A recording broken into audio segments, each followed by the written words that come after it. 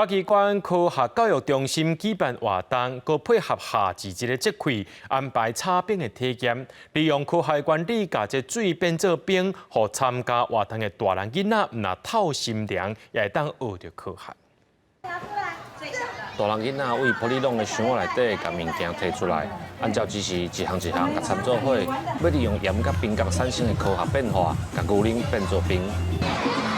可是我自己做的炒冰很好吃。最难的就是把那个冰块倒到那个盐里面，因为那个冰块它倒下去的时候会就是觉得很冰。